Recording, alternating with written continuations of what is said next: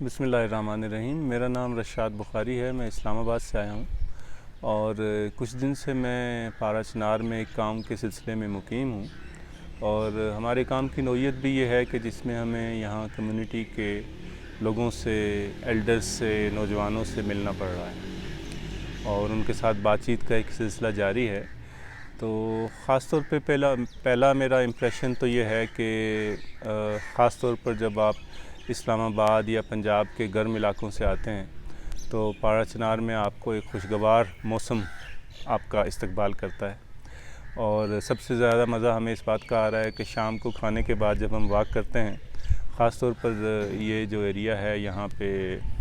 جہاں پہ district administration کے آفیسز ہیں اور دیگر آفیسز ہیں، تو یہ کافی خوبصورت اور اچھا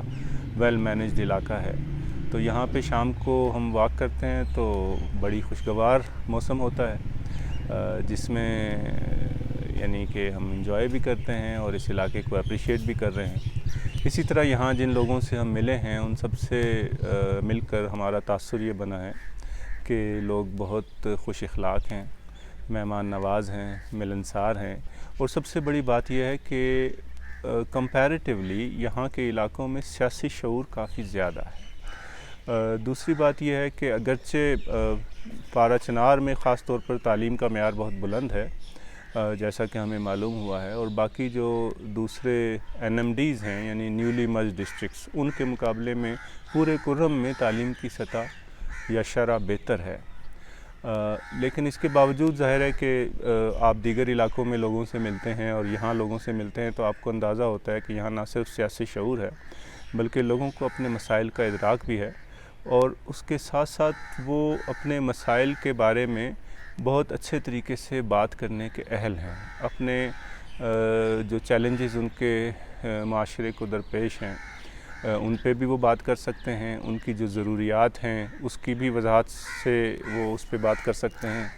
اس کے علاوہ ان کے ذہن میں یہ بھی ہے کہ یہ مسئلے کیسے حل ہوں گے۔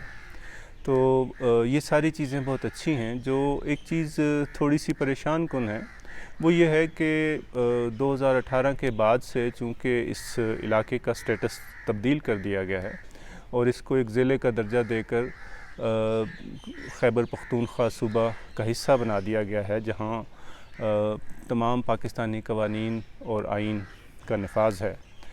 اس سے پہلے ظاہر ہے چند سال پہلے تک یہ علاقہ FCR کے تحت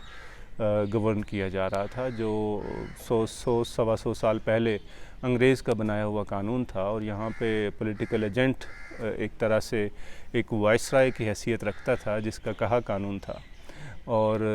FCR میں 40 شکیں بتاتے ہیں کہ لوگ یہاں پہ تھیں، جن میں سے